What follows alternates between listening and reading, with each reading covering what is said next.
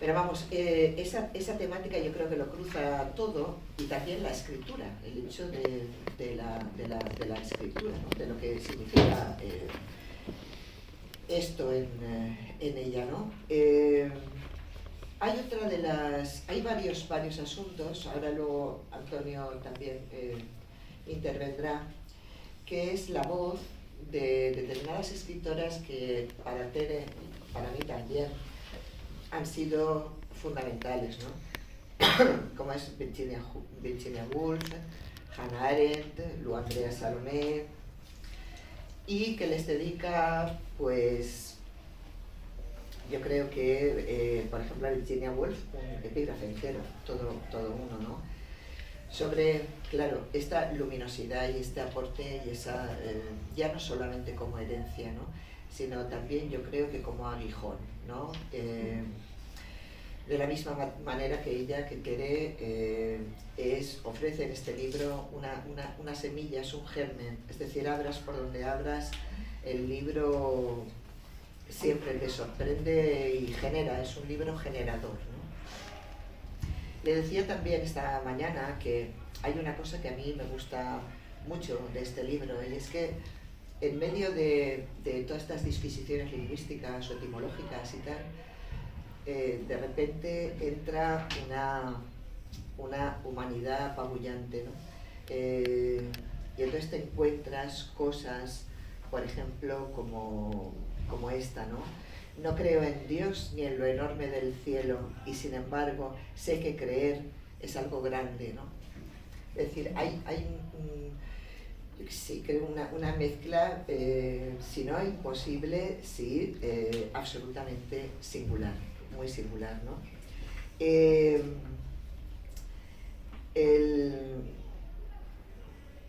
Hay una cuestión de la que también hemos hablado, que es la cuestión del crear y el ser y el recrear, ¿no? Que lo hemos hablado esta mañana, que yo creo que para Tere es muy importante, ahora lo comentaremos con ella, ¿no? Y luego está, al final, porque quiero darle la palabra a Antonio, es la cuestión de los pájaros, ¿no? A mí me gustó mucho, ella lo contará después, por qué este título, ¿no? Porque son 9 los pájaros. Al final del libro ella lo dice, es una cuestión de poesía, de cultura, pues, oral, y empieza el libro, que eso no te lo he dicho, pero me parecía una cosa muy hermosa, que lo estuvimos leyendo Lido y yo, cuando dice a los niños contábamos con los dedos cuando éramos pequeños, ¿no? Y cada dedo tenía el nombre de un pájaro, ¿no? Entonces, una cosa preciosa, porque abre y cierra el libro con ellos, ¿no? También durante todo el libro, yo le decía que la visión, esa un poco la imagen luliana, ¿no? Del libro de Amiki Amat, en que habla de los 6, ¿no? Ese estadio intermedio entre lo que era pues el ser y lo que era la divinidad. Entonces están ahí, ¿no? En esa especie de cielo intermedio que tanto atañe al ser, ¿no? Al ser humano, ¿no? Bueno, yo creo, porque aquí tengo muchas cuestiones que he ido sacando del libro, que las iremos diciendo, porque me gustaría que Tere también interviniera, los que estáis aquí también, y que podamos leer bastantes cosas del libro. Por ejemplo, hay la alusión a Hannah Arendt, que es muy cercana, ¿no? Esta mañana comentábamos en un paseo que cuando decía Hannah Arendt, lo que quiero es comprender, ¿no? Ese comprehender, ¿no? Del latín, ¿no? Que es atrapar, ¿no? Junto con la unión inicial. Yo le decía, no sé, Tere, creo que aquí hay una parte de todo, pues un intento también de comprenderse y de saberse dentro del mundo, ¿no? Y siempre en la relación con el otro, que es una de las cosas que creo que ella, que la autora, ha conseguido en el libro, porque porque si impacta su erudición, veréis que hay al final una lista de bibliografía que yo le he dicho, a mí me ayuda mucho, la verdad, porque así hay libros que yo puedo acudir, ¿no? Si eso impacta muchísimo, yo creo, toda la luz y todo el amor de que se te llena la sangre cuando lees el libro. Y creo que es muy importante. Es un libro, Dolors Udina decía, porque oí cuando te presentaba, ¿no?, que probablemente es un libro que actualmente no tiene pues una cabida extraña, ¿no?, porque es un libro que hay que leerlo, ¿no? Y el mundo ahora mismo pues funciona de una manera pues mucho más rápida y bastante más atroz, ¿no? Yo te paso, Antonio, la palabra y ahora... ¿Cómo? Hola, buenas tardes a todo el mundo. Pues mucha ilusión por estar aquí con Lola y con Pere, después de un tiempo sin vernos. La verdad es que sonará como suene, pero creo que tendríais que tener ilusión por haber venido, porque lo de Pere no es normal con la poesía. Y de hecho, yo digo, voy a decir poco, porque no se trata de que yo acapare mucho tiempo, pero es que es muy difícil. De verdad que voy a hacer, aunque no parezca, un esfuerzo por ser breve, porque es como que se dispara para todos lados la cosa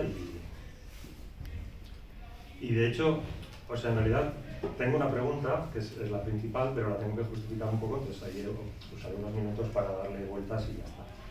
La pregunta me vino, hay un apartado sobre la memoria también en el libro, y me vino de memoria, porque de pequeño, cuando en casa, cuando la liaba un poco, pues aparecía mi madre, se ponía las manos en la cabeza y decía, ¿pero qué has hecho? Y de verdad que sin quererlo, me vino la pregunta para Tere, ¿no? ¿Pero qué has hecho? O sea, vamos a ver, o sea, es un libro de poesía. Y yo leía y decía, pero esto es un libro de poesía, y luego decía, pero es que claro, creo que es gracias a ti, de verdad, que me he percatado de que cuando no sabes si es poesía, es porque es poesía. O sea, ahí estaba. Como siempre ella por delante. Entonces, pues claro, porque te ha provocado ese desasosiego, ¿no?, de qué está pasando aquí. Luego también el estilo, ¿no? Pues, y esto que dice la gente, ¿de qué estilo es? Te preguntan como para identificarte. Pues menuda pregunta, o sea, la pregunta se cae como polvo de alas mariposa, o sea. Es la pregunta esa la que no tiene nada que hacer aquí. No digamos de las tendencias de poesía, el famoso panorama y el canon, todas estas palabras que se usan a veces más para intimidar que otra cosa. El canon, los enamorados del canon están tomando antidepresivos, no sé por qué. Están medicándose. Literal. Luego, me parece que es, como he dicho, que has hecho por el hacer. O sea, porque me transmite desde el primer momento, creo que transmite el poemario una sensación de algo que se está haciendo, ni siquiera diciendo, como un acto, ¿no? Un acto de habla. Es verdad. Que está haciendo algo contigo, con quien lee, y tú estás haciendo algo con lo que estás leyendo, aunque no sepas el qué. Pero es activo, o sea, es... Sí, es un libro en movimiento. Sí, una posición que no se deja estar quieta. Por eso he dicho al principio que es una cuestión de buscar el punto del eje, porque creo que es un acto de habla, y de hecho, afinando un poco, creo que es un acto de escucha, porque... Bueno, no voy a hacer spoiler, pero es que es increíble cómo se puede... lo que pasa cuando el habla viene directamente de la escucha, ¿no? Y no hay frontera entre hablar y escuchar. Esto no me parece tan fácil. Y aquí estamos.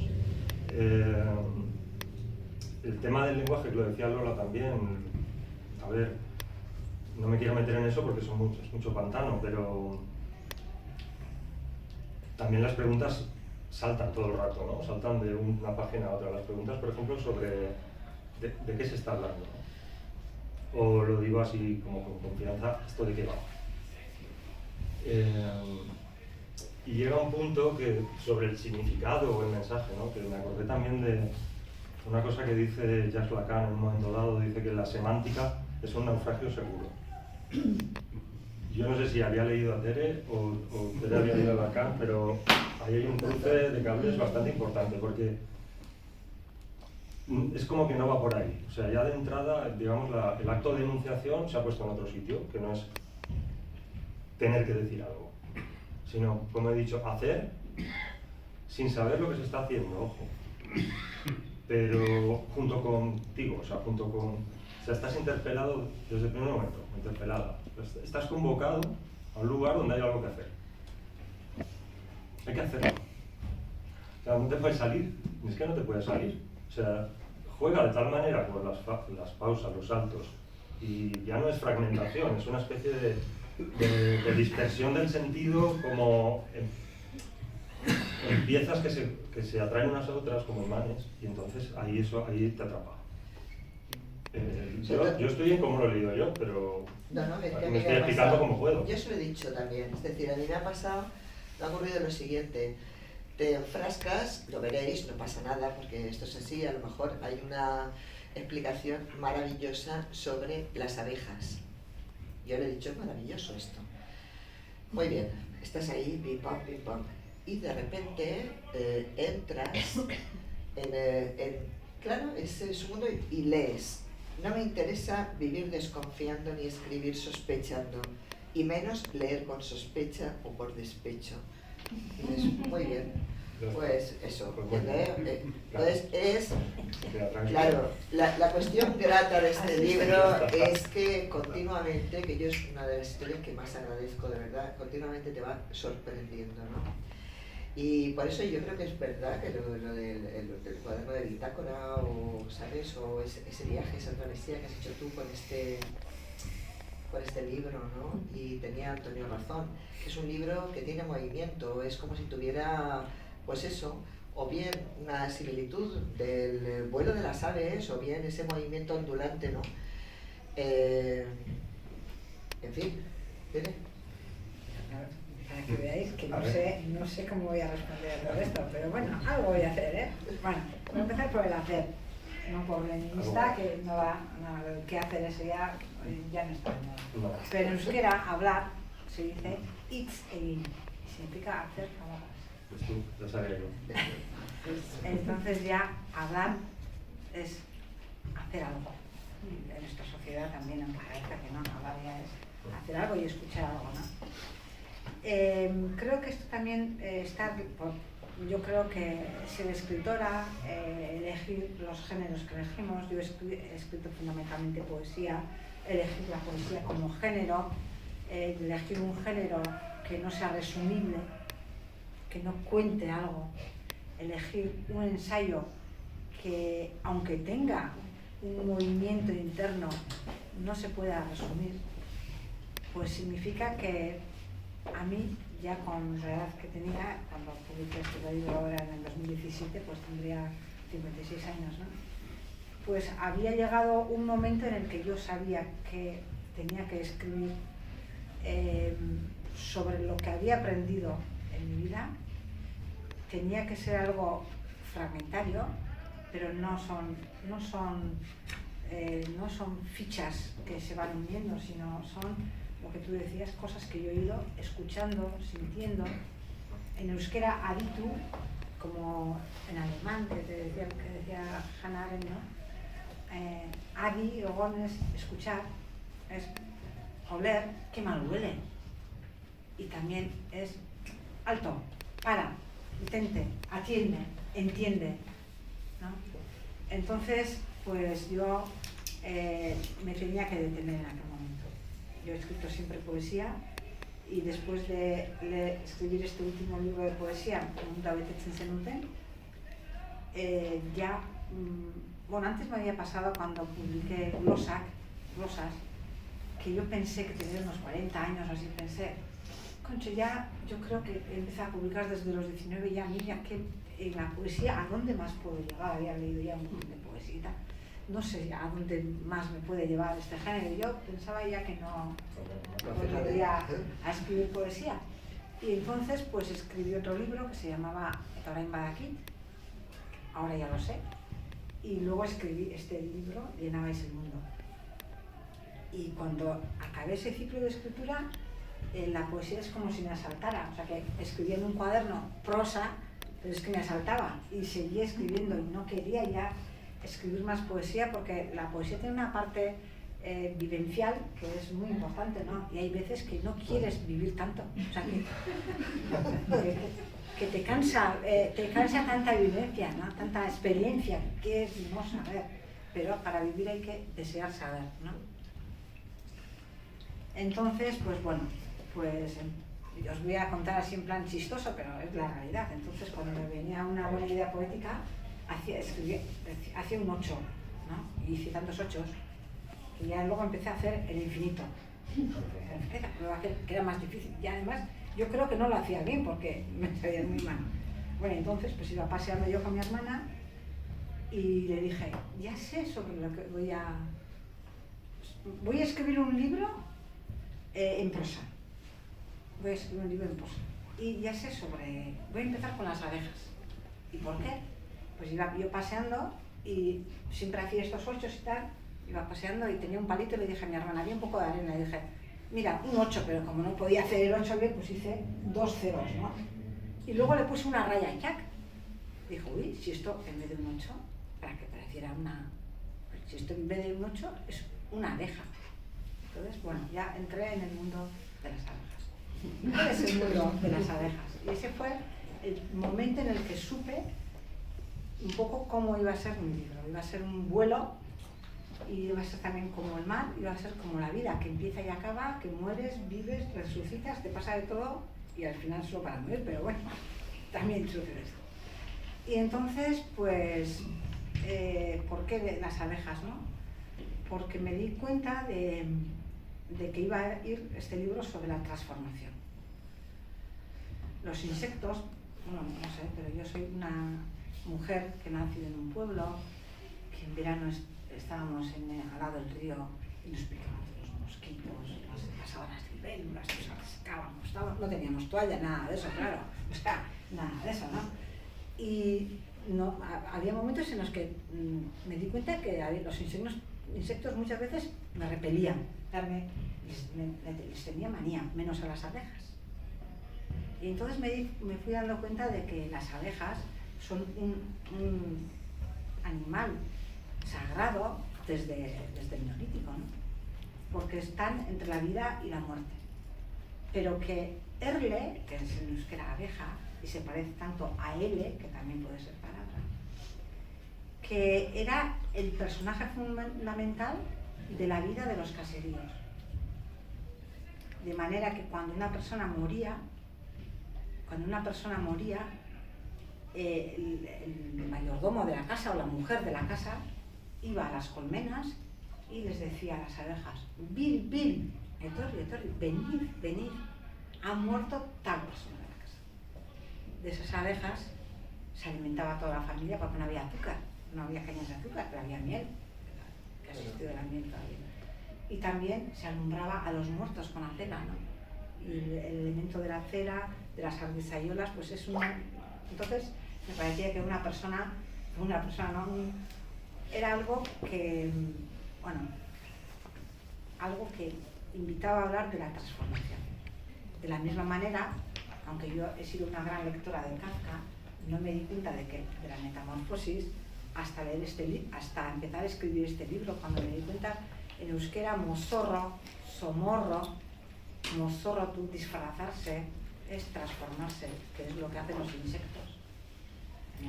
La podre que decís vosotros, ¿no? La podredumbre, o sea, los insectos pues transforman lo que ha sido vivo en otra cosa que también es viva, que nos parece que es muerto. Nos parece que transformamos la vida en muerte, pero bueno, pensé, pues aquí hay unas reflexiones de las que yo no he sido consciente, por mucho que haya oído hablar de Dios y que me haya hecho atea, pero que no, lo cual no quiere decir que no piense que hay una vida, independientemente de la mía, que esa ya sé que se finiquita. Entonces, ¿no? Ese tema de la transformación, de la trascendencia, y bueno, pues entonces ya fue, todo esto fue hundiéndose, ¿no?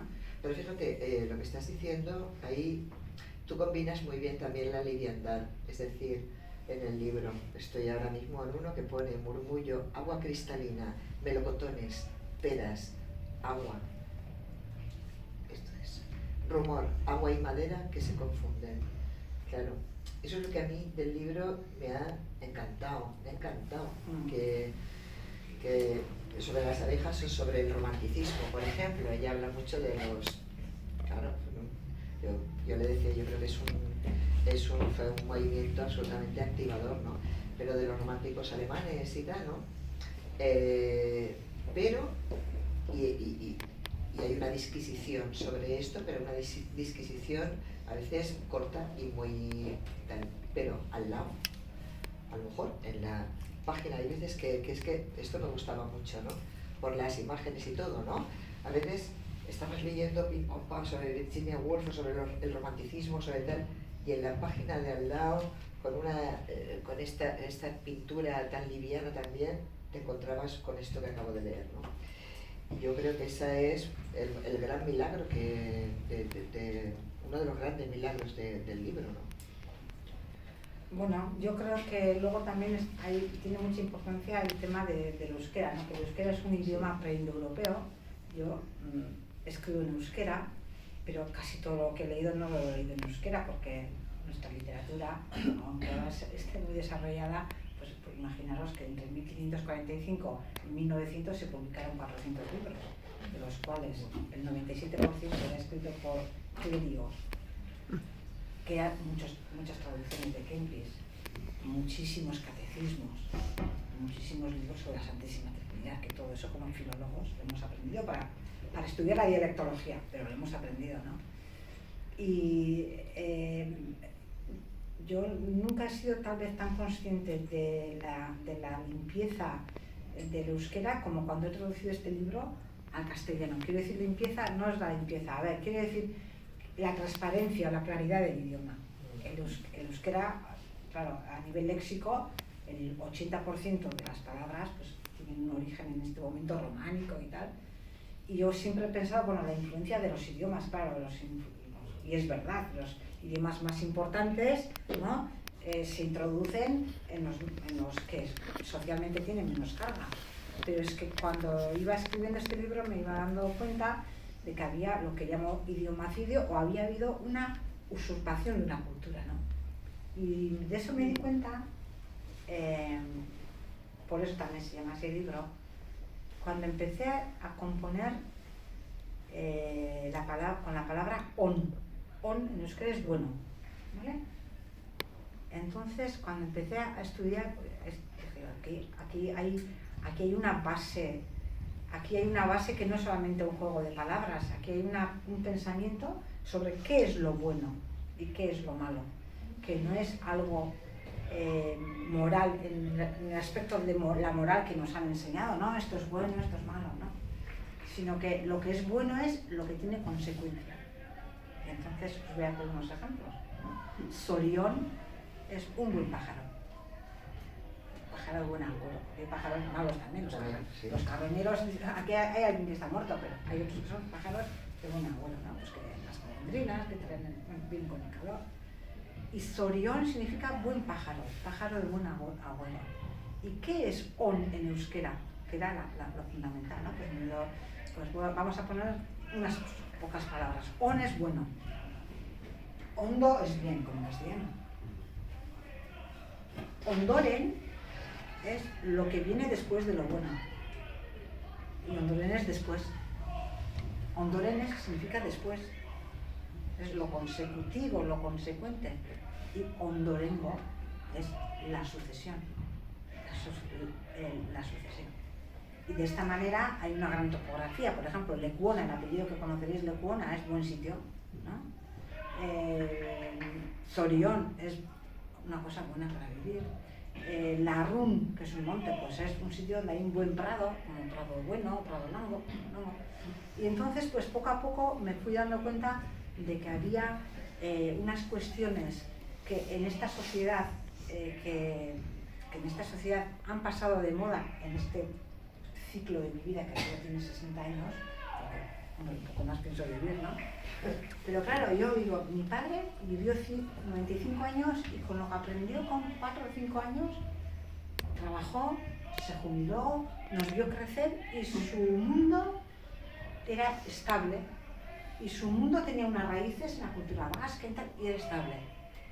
Yo, que he estudiado hasta los 21 años, concho, ya lo que he estudiado en mi vida no vale. Ya en este momento, con el tema antes de la inteligencia artificial, decían ya que los contenidos del mundo se renuevan cada 12 años. O sea, que yo ya tengo ya como 5 vidas de mi padre, con 60 años.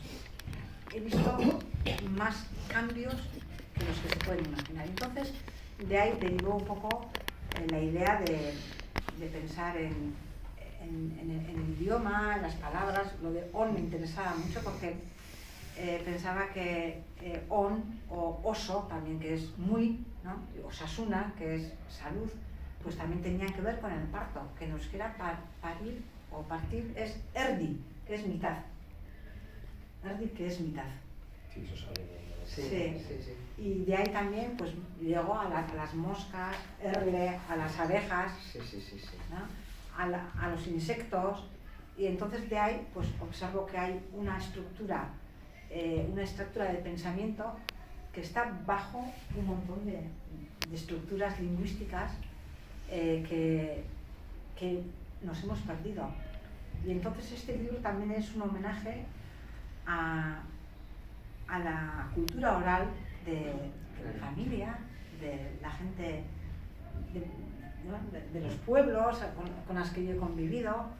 Un homenaje también a su cultura, que ha sido despreciada, tan despreciada que no nos la han enseñado, que la tenemos que descubrir.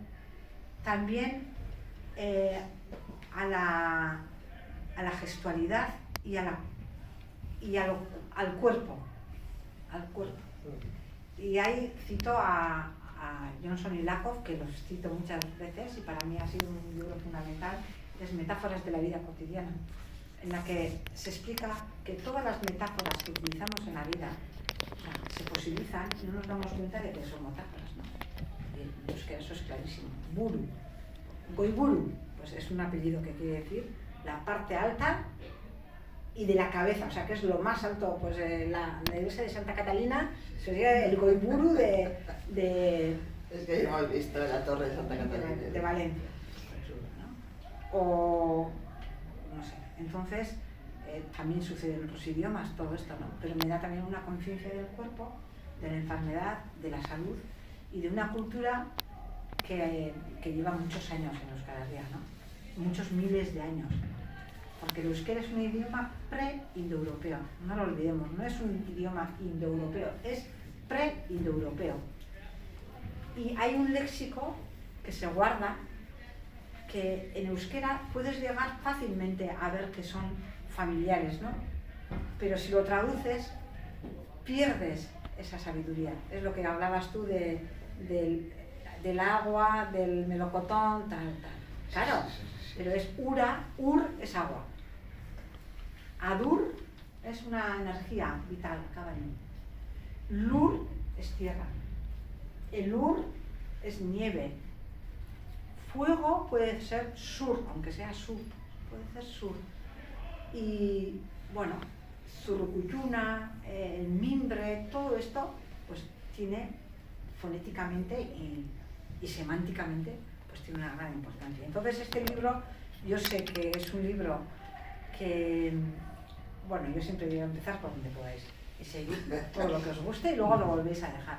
Pero es verdad que es un libro pensado desde el euskera, desde mi cultura, y en el que además, cuando he ido escribiéndolo, leía algo de, uy, si esto lo decía Svieta-Eva, si lo decían en Rusia y esto va bien en euskera, yo había llegado a esta intuición, pues es que es algo más amplio que un ejercicio filológico o un juego de palabras, sí, ¿no? Y entonces yo aquí a veces me siento un poco como Isaac Dinesen, ¿no? Que le dijo una vez un periodista a Isaac Dinesen, pero usted, señora, ¿cuánto ha leído? Le digo, no he leído mucho, yo soy danesa y pues las sagas danesas y tal son milenarias. Yo además, cualquier día, como ya estoy acostumbrada a las sagas danesas, hablo con Platón, porque tiene 3000 años también. Y dije, concho, pues esta es mi situación.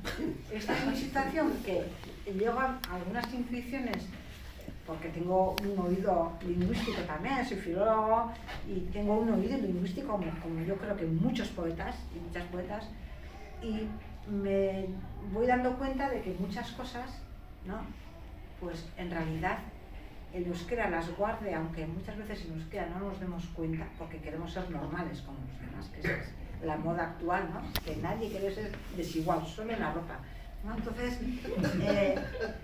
como todo el mundo quiere ser normal, cuando sacas una cosita así parece como que, joder, estos nacionalistas siempre hablando de no sé qué, del RH, de lo otro, de no sé qué, y no es esa la cuestión. Y ahí me doy también cuenta, y ya acabo ya, porque he visto también que se ha hablado de Dios. Bueno, y en euskera, ¿por qué Dios no se llama, como en todos los idiomas, Die, Deus, Teus, Ceo, Zeus? ¿Por qué se llama Jaungoikoa, que quiere decir el Señor de lo más alto? Y eso ya lo había pensado hace mucho, pero no había llegado hasta ahí. Pues se llama así porque en euskera Deus es nada. Entonces, ¿cómo le vamos a poner a Dios el nombre de la nada? Entonces, primero, ya sabéis cuántas brujas se quemaron en Euskal Herria, cuántos miles de personas, casi todos gente mayor, porque los jóvenes se escapaban y pillaban a la gente mayor, más integrada en la sociedad.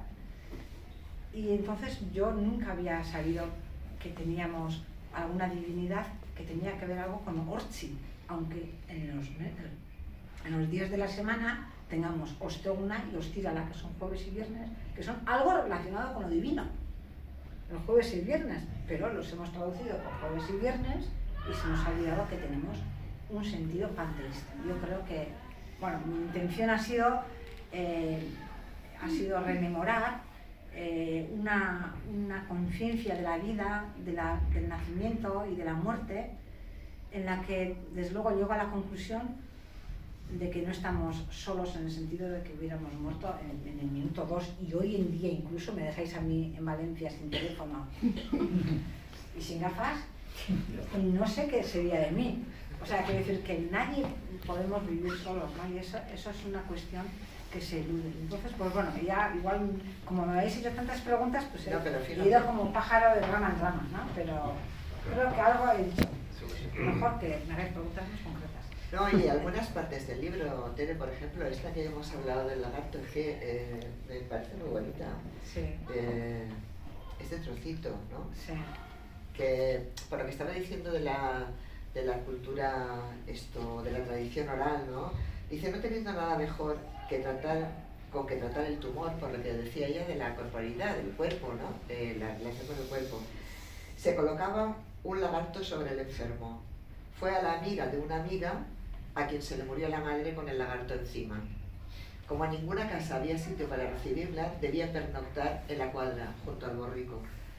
Como los ojos del asno brillaban, ella, una niña, pasaba las noches sin poder conciliar el sueño, lloraba en silencio.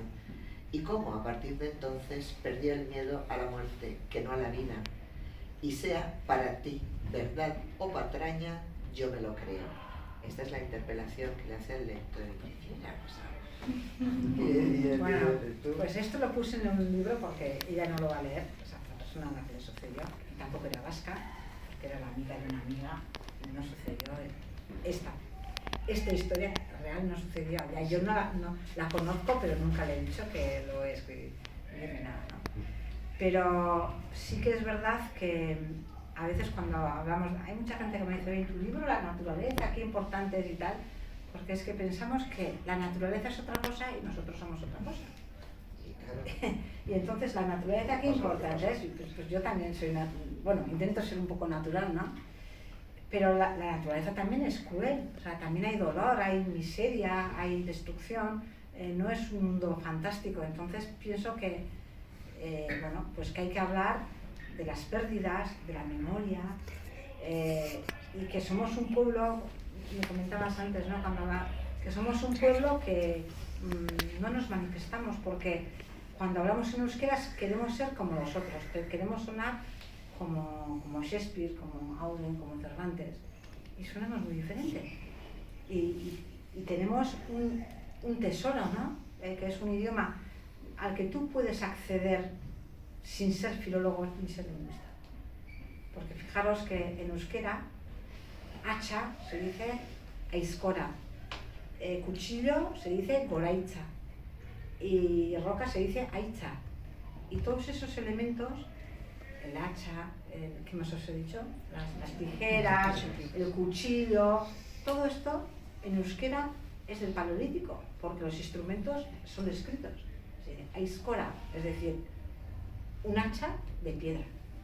Goraiza, una tijera de cargarse, de estas de trasquilar sería, digo yo, de piedra. Ascona, que es la flecha, también de piedra. Es decir, que tenemos un léxico que procede desde el neolítico, por lo menos.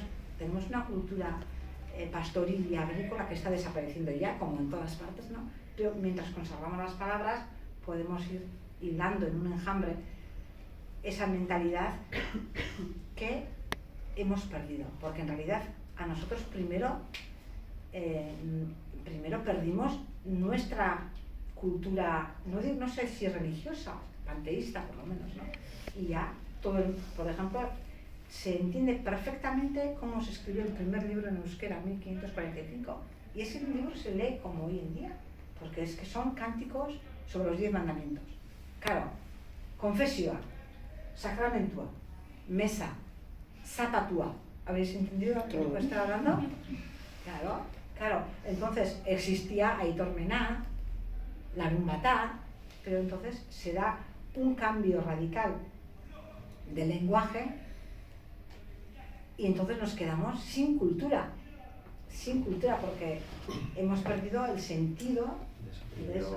Yo quería decir una cosa sobre esto porque me pulula todo el rato, y es que, claro, el libro de Tere puede producir un efecto como de espejismo, incluso a lo que está diciendo, ¿no? Porque en una recepción un poco semiatenta, pues te puedes llevar así como el efecto de que es algo medio folclórico, medio filológico, que es el euskera, y el euskera desde luego es central. Lo que pasa es que,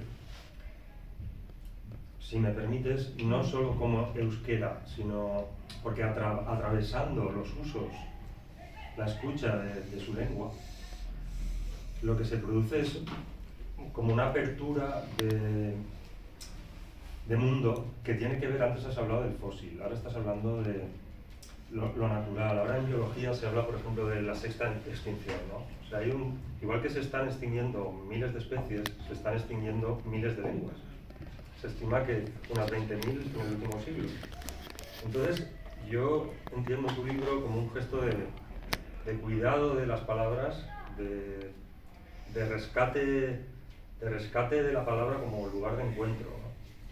De rescate de cómo nos cuidan las palabras también, para que nos podamos encontrar unas con otras o unos con otros. Sí.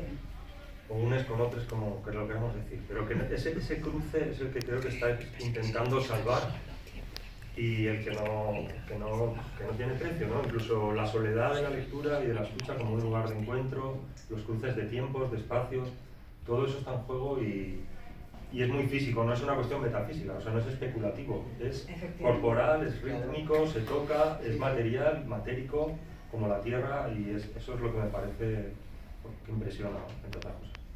Yo creo que una de las conclusiones a las que he llegado es que, bueno, igual sea porque escribo poesía, es que cuando sientes que vives algo, o sea, que experimentas algo, no como un experimento científico, sino lo vives, ¿no? En realidad es tu idioma el que te da es el idioma de cada uno. El mío es el euskera, y yo he podido atravesar cosas que yo pues igual percibía, pero al hacer este ejercicio, ¿no? Pues he conseguido buscar una corriente en el libro que va entre la nada y el todo, ¿no? Que el todo en euskera se dice dena, que es una oración relativa en euskera. es decir, que significa lo que es. Nosotros, ¿sabéis que hacemos? Que somos un idioma que vosotros ponéis todo lo importante al principio del sintagma y luego todo lo hacéis con D, y nosotros ponemos lo importante al final. Y tenemos, para un D, tenemos 4 o 5 maneras de hacerlo, ¿no? Y entonces, pues, ya se me ha ido.